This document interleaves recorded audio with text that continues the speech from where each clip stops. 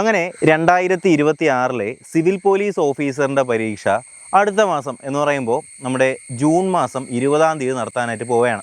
എന്ന് പറയുമ്പോൾ നമ്മുടെ മുന്നിൽ ഇന്നത്തെ ദിവസം കൂടി ഒന്ന് ചേർത്ത് വെച്ചാൽ ഏതാണ്ട് ഒരു 20 അല്ലെങ്കിൽ 25 ദിവസമാണ് നമ്മുടെ മുന്നിലുള്ളത്.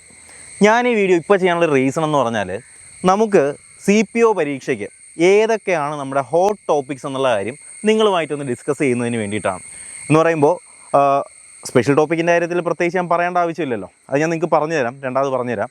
ആദ്യം നമുക്ക് നോക്കാനുള്ളത് ഹോട്ട് ടോപ്പിക്സിൻ്റെ കാര്യമാണ്. എന്ന് പറയുമ്പോൾ പരീക്ഷയ്ക്ക് ഒരു 60 മാർക്ക് അടുപ്പിച്ച് നമ്മുടെ കയ്യിൽ വേണം. അതിന് സിലബസ് മൊത്തത്തിൽ അങ്ങനെ വാരി വലിച്ച് പഠിച്ചിട്ട് കാര്യമില്ല ഉള്ളത് പറഞ്ഞാൽ. അതുകൊണ്ട് ഞാൻ ഈ പറയുന്ന ടോപ്പിക്കുകൾ നിങ്ങൾ എന്ത് ചെയ്യുക, ഒന്ന് നോട്ട് ചെയ്ത് വെച്ചേക്കുക. ഇതിൻ്റെ PDF ഞാൻ ടെലഗ്രാമിൽ ഇട്ടേക്കാം കേട്ടോ. ടെലഗ്രാം ചാനൽ ജോയിൻ ചെയ്യാത്ത ആരെങ്കിലും ഉണ്ടെന്നുണ്ടെങ്കിൽ ഡിസ്ക്രിപ്ഷൻ ബോക്സിൽ ടെലഗ്രാമിൻ്റെ ലിങ്ക് ഞാൻ കൊടുത്തേക്കാം. ജസ്റ്റ് അതുവഴി എന്ത് ചെയ്യുക, ഒന്ന് ജോയിൻ ചെയ്യുക. ടെലഗ്രാം ഗ്രൂപ്പിൽ ഇതിൻ്റെ PDF നിങ്ങൾക്ക് അവൈലബിൾ ആയിരിക്കും. ഓക്കെ, അപ്പോൾ ഞാൻ പറയുന്ന കാര്യങ്ങളൊന്ന് ശ്രദ്ധിച്ച് വെച്ചേക്കുക. ഹോട്ട് ടോപ്പിക്സ് ആണ് പറയാനായിട്ട് പോകുന്നത്. ഈ പറയുന്ന ടോപ്പിക്കുകൾ കൃത്യമായിട്ട് നിങ്ങളൊന്ന് നോക്കിയിട്ട് പോവുകയാണെന്നുണ്ടെങ്കിൽ ഇനിയുള്ള ഞാൻ ഈ പറഞ്ഞ ഒരു 20 ദിവസം 25 ദിവസത്തിനകത്ത് നിങ്ങൾ ഏറ്റവും പെട്ടെന്ന് കവർ ചെയ്യേണ്ട ടോപ്പിക്കുകൾ ഞാൻ പറയുന്നവയൊക്കെയാണ്. ഓക്കെ, അപ്പോൾ ചരിത്രത്തിൻ്റെ ഭാഗം അല്ലെങ്കിൽ ഹിസ്റ്ററി തന്നെ നമുക്ക് കേരള ഹിസ്റ്ററി ഉണ്ട്, അതുപോലെ തന്നെ ഇന്ത്യൻ ഹിസ്റ്ററി, വേൾഡ് ഹിസ്റ്ററി. അതിൽ കേരള ചരിത്രത്തിനകത്ത് നിങ്ങൾ നോക്കേണ്ട കുറച്ച് പ്രധാനപ്പെട്ട കാര്യങ്ങളെന്ന് പറയുന്നത് യൂറോപ്യന്മാരുടെ ആഗമനം, അതുപോലെ തന്നെ ഫ്രഞ്ചുകാർ, പോർച്ചുഗീസുകാർ, അവരുമായിട്ട് ബന്ധപ്പെടുത്തിയിട്ടുള്ള കുറച്ച് കാര്യങ്ങളൊക്കെ എന്ത് ചെയ്യുക, ഒന്ന് ഓടിച്ച് നോക്കുക. ഓക്കെ, ഇനി നമുക്കെല്ലാം വിശദമായിട്ട് നോക്കാനുള്ള സമയം നമ്മുടെ മുന്നിലില്ല. സോ പറയുന്ന കാര്യങ്ങളൊക്കെ എന്ത് ചെയ്യുക, ഒന്ന് നോട്ട് ചെയ്ത് വെച്ചിട്ട് ഇതൊക്കെ ഒന്ന് ഓടിച്ച് നോക്കി പോകാനായിട്ടുള്ള സമയം മാത്രമേ ഉള്ളൂ. സോ ഇതൊന്ന് ശ്രദ്ധിക്കുക. അതിനുശേഷം നമുക്ക് നോക്കാനുള്ളത് നമ്മുടെ തിരുവിതാംകൂർ രാജവംശത്തിൻ്റെ കാര്യമാണ്. നമുക്കറിയാം തിരുവിതാംകൂർ രാജവംശവും അവരുമായിട്ട് ബന്ധപ്പെടുത്തിയിട്ടുള്ള ഇയേഴ്സും നമ്മുടെ പണ്ടാരപ്പാട്ട വിളംബരവും മാർത്താണ്ഡവർമ്മയും അവരുമായിട്ട് ബന്ധപ്പെടുത്തിയിട്ടുള്ള കാര്യങ്ങളൊക്കെ എന്ത് ചെയ്യുക, ഒന്ന് ക്ലിയർ ആയിട്ട് ഒന്ന് നോക്കി പോവുക. കൃത്യമായിട്ട് അതിൽ നിന്ന് എന്ത് ചെയ്യും, ചോദ്യങ്ങൾ ഉണ്ടാവുന്നതായിരിക്കും. അതുപോലെ തന്നെ നമ്മുടെ വേലുത്തമ്പി ദളവ, കുണ്ടറ വിളംബരം, അതുപോലെ തന്നെ ഗോത്ര കലാപങ്ങൾ, കുറിച്യ കലാപം, അങ്ങനെയുള്ള സാധനങ്ങളൊക്കെ എന്ത് ചെയ്യുക, ഒന്ന് ഓടിച്ച് നോക്കുക കേട്ടോ. പിന്നെ ഇടയ്ക്ക് ഞാൻ പറയാൻ വിട്ടുപോയൊരു കാര്യമുണ്ട്, നമ്മുടെ സ്പെഷ്യൽ ടോപ്പിക്കിൻ്റെ കാര്യം. ഓക്കെ, സ്പെഷ്യൽ ടോപ്പിക്കിൻ്റെ ഒരു കാര്യം പറയുമ്പോഴത്തേക്കും നമുക്കറിയാം എത്ര മാർക്കിനാണ് സ്പെഷ്യൽ ടോപ്പിക്ക് വരുന്നത്, 20 മാർക്കിനാണ്. ശ്രദ്ധിക്കേണ്ട ഒരു കാര്യം എന്ന് പറയുന്നത് പോലീസ് പരീക്ഷയിൽ ഒരു 50 മാർക്ക് നമ്മുടെ കയ്യിൽ ഇരിക്കുമെന്നുള്ള കാര്യം നിങ്ങൾ ശ്രദ്ധിക്കുക. എന്താണ് ഈ 50 മാർക്ക്?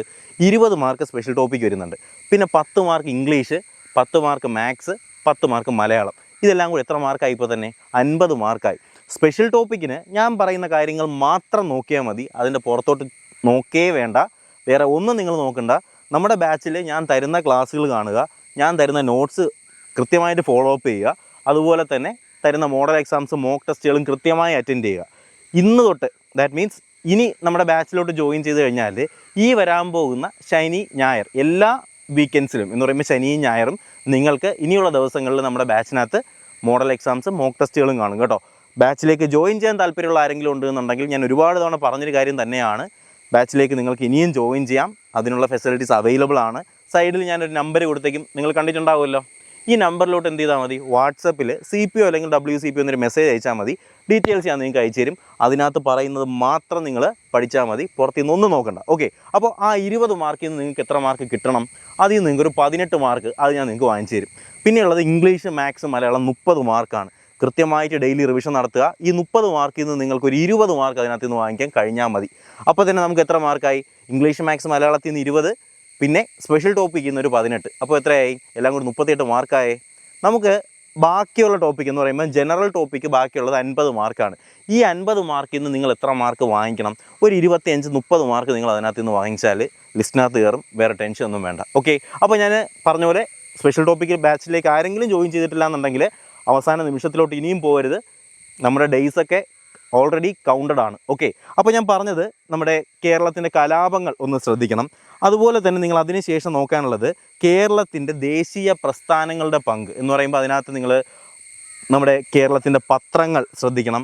അതുപോലെ തന്നെ കേരളത്തിൻ്റെ ഏറ്റവും പ്രധാനപ്പെട്ട നവോത്ഥാന നായകന്മാരെ ഒക്കെ ഒന്ന് ശ്രദ്ധിച്ചേക്കുക. പിന്നെ ഇന്ത്യ ചരിത്രത്തിൽ നിന്ന് നമ്മുടെ 57 കലാപം. ഓക്കെ, അത് കൃത്യമായി പഠിച്ചിട്ട് പോവുക. ഏതൊക്കെ നേതാക്കന്മാരാണ് ഏതൊക്കെ സ്ഥലത്തുള്ളതെന്നുള്ള കാര്യമൊക്കെ കൃത്യമായിട്ടൊന്ന് നോട്ടീസ് ചെയ്തിട്ട് പോവുക. അത് നിങ്ങൾക്ക് ചോദിക്കാൻ ചാൻസ് ഉള്ളതാണ്. പിന്നെ ലോക ചരിത്രം അല്ലെങ്കിൽ വേൾഡ് ഹിസ്റ്ററി എന്ന് നമുക്ക് ചോദിക്കുന്ന മേഖല ഏത് തന്നെയാണ്? നമ്മുടെ റവല്യൂഷൻസ് അല്ലേ. അപ്പോൾ നമ്മുടെ 10ാം ക്ലാസ്സിലും നമ്മുടെ പ്രീവിയസ് ടെക്സ്റ്റ് ബുക്ക് എന്ന് പറയുമ്പോൾ നേരത്തെ മാറിയ ടെക്സ്റ്റ് ബുക്ക്. അതിനകത്ത് 1-ാം പാഠത്തിലൊരു പാഠമുണ്ട്, ലോകത്തെ സ്വാധീനിച്ച വിപ്ലവങ്ങൾ. ഇപ്പോഴത്തെ ടെക്സ്റ്റ് അല്ല, മാറിയ ടെക്സ്റ്റാണ്, 10ാം ക്ലാസ്സിൻ്റെ മാറിയ ടെക്സ്റ്റ്. അതിനകത്ത് നിങ്ങൾക്ക് വിപ്ലവങ്ങൾ പഠിക്കാൻ കിട്ടും. അത് കൃത്യമായി പഠിച്ചേക്കുക. ഫ്രഞ്ച് വിപ്ലവം, റഷ്യൻ വിപ്ലവം, ചൈനീസ് വിപ്ലവം, അമേരിക്കൻ വിപ്ലവം, ലാറ്റിൻ അമേരിക്കൻ വിപ്ലവം കൃത്യമായിട്ട് നോക്കിയിട്ട് പോവുക. അതിനകത്ത് നിന്ന് മാർക്ക് ഉറപ്പാണ്.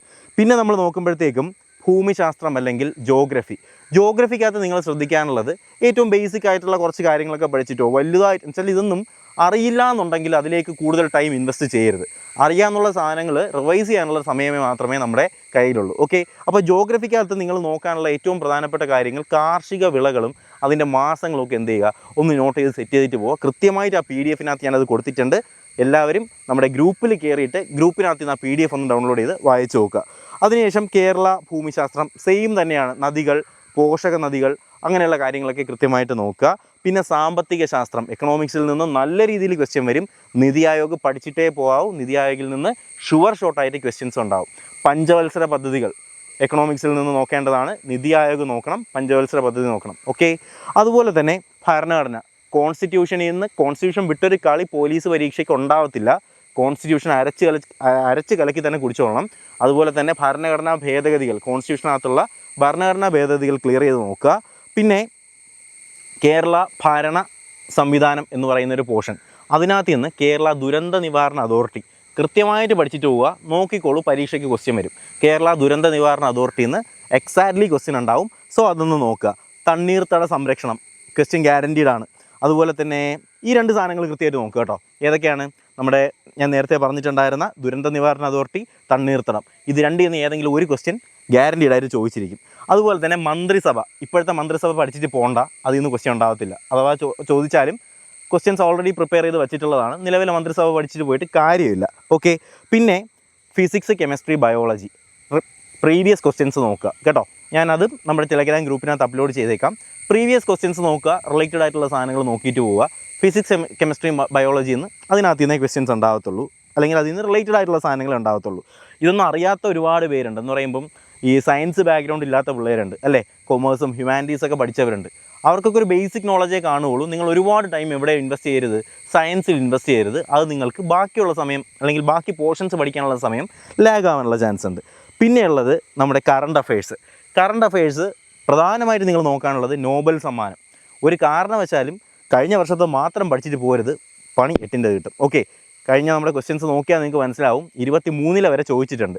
സോ ഒരു 23, 24, 25 വെറുതെ ഒന്ന് വായിച്ചിട്ട് പോവുക. നമ്മുടെ ക്ലാസ്സുകൾ തന്നെ കോഡൊക്കെ വെച്ചിട്ടുള്ള ഒരുപാട് ക്ലാസ്സുകളുണ്ട്. സോ അതൊക്കെ വെച്ച് എന്ത് ചെയ്യുക, നമ്മുടെ നോബൽ സമ്മാനം നോക്കുക. അതുപോലെ തന്നെ ഓസ്കാർ അവാർഡ്സ് അതൊക്കെ ഒന്ന് നോക്കുക. പിന്നെ സ്പോർട്സിൻ്റെ ഏറ്റവും പ്രധാനപ്പെട്ട കുറച്ച് അവാർഡ്സും കാര്യങ്ങളൊക്കെ നോക്കിയിട്ട് പോവുക. ഇതാണ് നിങ്ങൾ റിവിഷൻ്റെ അല്ലെങ്കിൽ ഇനി വരുന്ന ഈ ഒരു 20-25 ദിവസത്തിനകത്ത് നിങ്ങൾ ഏറ്റവും പ്രധാനമായിട്ട് നോക്കാനുള്ളത് ഇത്രയും പോർഷൻസാണ്. ഓക്കെ, അപ്പോൾ ഈ ഒരു കാര്യം നിങ്ങളുമായിട്ട് കൺവേ ചെയ്യണമെന്ന് എനിക്കൊരാഗ്രഹം ഉണ്ടായിരുന്നു. അതുകൊണ്ടാണ് ഈ ഒരു വീഡിയോ ഇപ്പോൾ ചെയ്തത്. കൃത്യമായിട്ട് ഞാൻ ഈ പറഞ്ഞ സാധനങ്ങളൊക്കെ ഒന്ന് നോട്ട് ചെയ്യുക. അതുപോലെ തന്നെ നമ്മുടെ സ്പെഷ്യൽ ടോപ്പിക്ക് നല്ല രീതിയിൽ പഠിച്ചിട്ട് പോവുക. സ്പെഷ്യൽ ടോപ്പിക്ക് ഒരു 20-ന് ഒരു 18 മാർക്ക് അല്ലെങ്കിൽ 19 മാർക്ക് നിങ്ങൾ വാങ്ങിച്ചാൽ തന്നെ അത് നിങ്ങളുടെ റാങ്കിനെ നല്ല രീതിയിൽ പുഷ് ചെയ്യാൻ സഹായിക്കും. സോ മാക്സിമം ആദ്യത്തെ ഒരു 200-300 റാങ്കിനകത്ത് തന്നെ നമുക്ക് വരണം. കഴിഞ്ഞ വർഷത്തെ പരീക്ഷകളിൽ പോലെ തന്നെ ഇപ്പോഴും ട്രെയിനിങ് നടക്കുന്ന എല്ലാ ബാച്ചുകളിലും നമ്മുടെ ഒരുപാട് സ്റ്റുഡൻസ് സ്റ്റിൽ പോലീസിൻ്റെ ട്രെയിനിങ്ങിലൊക്കെ ഒരുപാട് പേര് മെസ്സേജ് അയക്കുന്നുണ്ട്. സോ അങ്ങനെ ഒരു ഭാഗ്യം, അങ്ങനെ ഒരു അവസരം നിങ്ങൾക്കും ഉണ്ടാവട്ടെ എന്ന് തന്നെ പ്രതീക്ഷിക്കുകയാണ്, ആശംസിക്കുകയാണ്. അപ്പോൾ എന്തായാലും ഇത്രയും കാര്യം പറയുന്നതിന് വേണ്ടിയിട്ടാണ് ഈ ഒരു വീഡിയോ ചെയ്തത്. അപ്പോൾ എന്തായാലും ഞാൻ നേരത്തെ പറഞ്ഞ പോലെ തന്നെ സ്പെഷ്യൽ ടോപ്പിക് ബാച്ചിൽ കൃത്യമായിട്ട് എല്ലാവരും ജോയിൻ ചെയ്യുക. പരീക്ഷ എഴുതുന്നുണ്ടെന്നുണ്ടെങ്കിൽ കൃത്യമായിട്ട് ജോയിൻ ചെയ്യുക. അപ്പോൾ ഈ പറഞ്ഞ കാര്യങ്ങളൊക്കെ ഒന്ന് നോട്ട് ചെയ്യുക. PDF നമ്മുടെ ടെലഗ്രാം ഗ്രൂപ്പിൽ കയറി ഒന്ന് ഡൗൺലോഡ് ചെയ്തെടുക്കുക. ഓക്കെ, ക്ലിയർ അല്ലേ? അപ്പോൾ വേറെ എന്തെങ്കിലും ഡൗട്ട്സും കാര്യങ്ങളും ഉണ്ടെങ്കിൽ കമൻറ്റ് ബോക്സിൽ പറഞ്ഞാൽ മതി, ഞാൻ നിങ്ങൾക്ക് ക്ലാരിഫൈ ചെയ്ത് തരാം. അപ്പോൾ എന്തായാലും നിങ്ങൾക്ക് വീഡിയോ ഉപകാരപ്പെട്ടു എന്ന് തന്നെ പ്രതീക്ഷിക്കുന്നു. വീഡിയോ ഇഷ്ടമായെന്നുണ്ടെങ്കിൽ തീർച്ചയായിട്ടും ലൈക്ക് ചെയ്യുക. നിങ്ങളുടെ CPO ഇതേ സാധനം തന്നെയാണ് നിങ്ങൾ ഫയർമാനും പഠിക്കേണ്ടത് കേട്ടോ. എന്ന് വെച്ചാൽ ഇതേ ടോപ്പിക്ക് തന്നെയാണ്. അപ്പോൾ എന്തായാലും ഫോഴ്സ് പരീക്ഷ എഴുതാൻ പോകുന്ന പിള്ളേരാണെന്നുണ്ടെങ്കിൽ തീർച്ചയായിട്ടും അവർക്ക് കൂടി എന്ത് ചെയ്യുക, നമ്മുടെ വീഡിയോ ഒന്ന് ഷെയർ ചെയ്ത് കൊടുക്കുക. ഓക്കെ, അപ്പോൾ എന്തായാലും പുതിയൊരു വീഡിയോയും ക്ലാസ്സും അപ്ഡേറ്റൊക്കെ ആയിട്ട് നമുക്ക് ഉടനെ തന്നെ കാണാം. അതുവരേക്കും ബൈ.